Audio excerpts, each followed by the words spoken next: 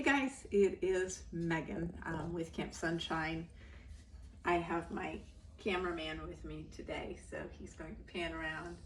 Makes it so much easier than having to try to prop it up. So this video is specifically for our most recent camper, Karen, who at some point is going to ask me how the fuck to make the really good for her bone broth. And since I made a batch just the other day, and Mr. Tabert, cameraman, announced that he thought it was probably the best of my bone broths, which is saying something because I make bone broth a lot and I make really good bone broth. So I'm not going to be able to replicate it. I wish I would, but you know, that's just the magic that happens. But I thought that this would be a good, as I said, I'm trying to build this YouTube and have something that is telling people how to actually do the shit that I'm doing to heal. And so drinking bone broth, oh, I just found out, fun fact, and I guess I'll have to defer to my son Sam if he ever watches this. I just read in multiple places that bone broth has 8 to 10 grams of protein per cup. Is that 8 ounces per cup? I'm standing on Is that beef? Yeah.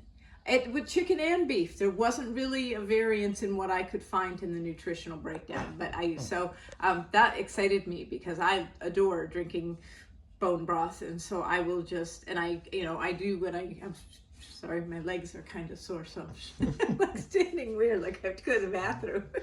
Doing potty dance. Yeah, but I don't actually have to go potty for once. Squirrel, fuck me. What was he saying? Oh, the protein. Oh, so bone broth has protein, so that's a fun fact. If you are in your mid-50s or whatever and going through this fucking hormonal shift and you get that stupid fat belly shit that I'm doing and you're trying to eat more protein, that's a really good way, I think. So all of that. And tonight I think I'm doing it the way. So this is just roughly cut up russet potatoes. There is no rhyme or reason to this. There isn't a right or wrong.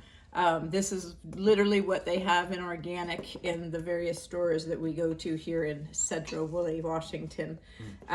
Wishing it was more local and fresh all the time, which, by the way, shout out to, not going to be able to say their name, but a new local farmer who looks like he's fucking killing it because I'm not going to compare our stuff to his. It starts with an S, I know that. Yeah, Santucci. I'll have to look it up. This is his cauliflower. So, yeah, so we're using what we have. And so I am basically just making a bed at the bottom of my, this is the heavy as fuck, cast iron. It's about the only thing my ex-mother-in-law bought me that I took away from my marriage. Well, that and the ring. But then I pawned that. that was a fun time. So put it in, it doesn't have to be this fancy of a thing, but a big roasting pan that will have a secure lid because you want all the juices and stuff to stay in there. And today I'm going to do an onion, and I've quartered it up. And then I'm just going to take organic extra virgin olive oil. Now there's a lot of argument that I should be cooking with beef tallow. I haven't really sourced it, and I also still think I would use this for this because I really do like it, but I don't know. I might, change my mind. But and this is where I don't. So maybe a third of a cup. It really depends on what you've got at the bottom. You want everything just evenly coated, not completely swimming in it, because you're gonna then pour some more on it in a little bit.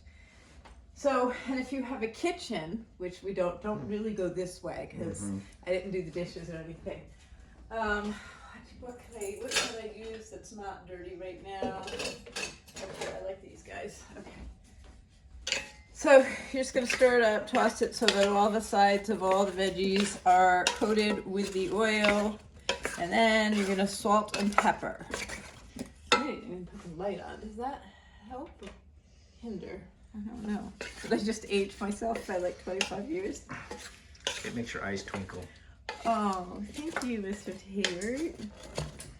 All right, so I guess that was a good eyeball. I don't know whether or not it was actually a third of a cup, but hey, you know what? Shits and giggles.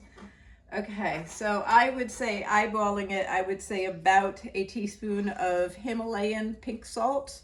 That's important because it has minerals and shit that your body need. I'm not sciencey, so I'm gonna do the thing that I hate, which is Google it. But it's good. And there's other good salts, like gray salt, I think is one. Yes. Oh, and then this, I don't know if I can do links. This is an amazing, just finely ground black pepper by, it's like Star West Organics or something, Star Northwest. Jen uses them as well. Oh. Yeah, I just ordered, just breathe that in too. Mm-hmm. That makes me sneeze. I just ordered milk thistle powder because she's saying that may help me with this hormonal thing. And it's liver, it's, cleaning my liver out. And I had said I was leaning into my dandelion root and my milk thistle tea. I could even take that milk thistle. Yeah. Yeah. Well, it's apparently good. Maybe you should take it with me. Yeah, that cleans out your liver. Maybe everybody should take it. Mm-hmm. Okay. I don't know. You'd have to check with your doctor though, because we're not recommending anything. Okay. So now this is an organically grown. Someday I'm gonna have a kitchen. Organically grown chicken, not grown by our friend or us, which I dream of constantly and will happen eventually. I was gonna say occasionally. But it is a nice looking bird. Do it sound enthusiastic? I bought it myself. Yes, I bought it myself and Fred Meyer unwrapped it. So anyway, I have always been taught that you roast your chicken in a pan with its breast side up. And I don't know why, but about a month ago, I decided to flip that shit.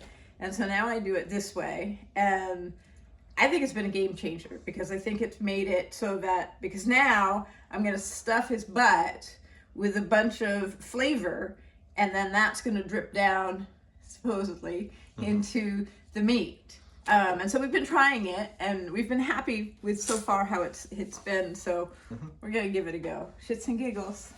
It's yummy no matter what. I can say that. Yeah. Whether or not it's worth stuffing its butt with all of this, I don't know. But okay, so let me.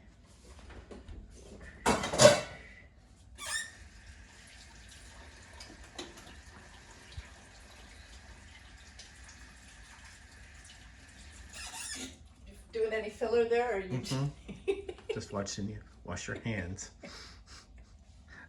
I could pan out. You should make a commentary about the time I tried to teach Maggie J how to fucking brown beef, and I wasn't even going from the standpoint. I mean, we used to own restaurants, so I have a good sense of like food contamination and like what shit bad. Oh my god, the entire Renton kitchen was like a hazmat contaminated.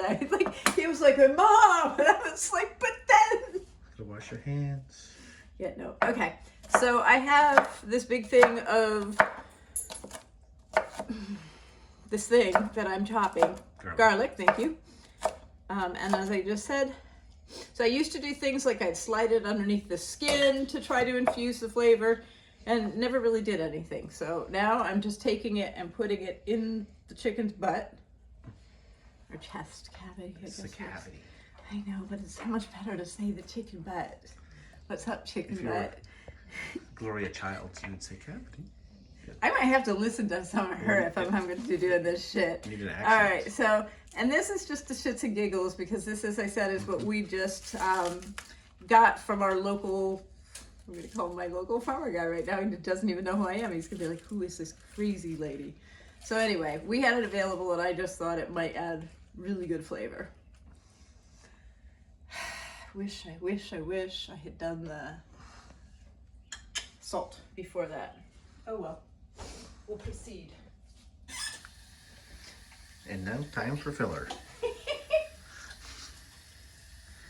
don't know where the hummingbirds are at. They were active this afternoon. Okay, let's see if I can get through this without having to fucking do that again. Oh. Gonna have to lift it up.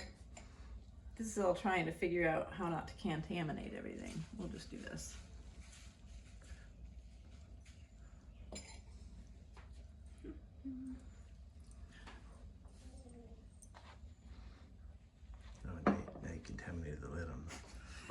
pepper.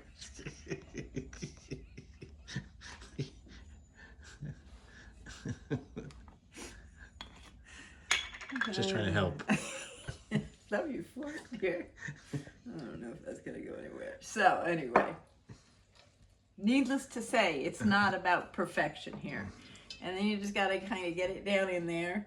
Now, normally I would also include carrots, but I'm on a kick right now of doing carrots and cauliflower roasted with some garlic and, well, we don't have any more garlic, but with some olive oil and that same salt and a little black pepper, and it's delicious. So this is what I was talking about. So you pour a little bit more, gosh, maybe 2 tablespoons. That seems like that might be what that was. Okay. And then here's a little thing that I do just a bit.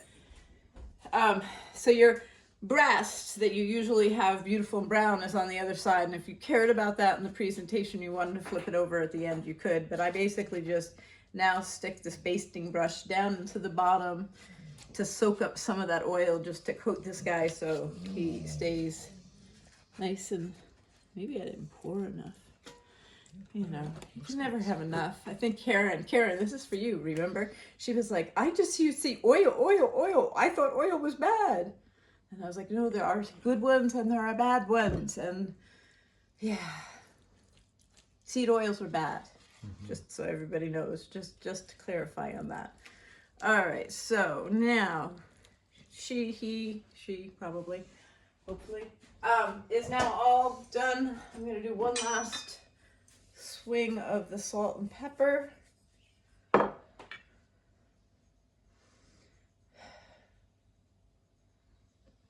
I think that's it.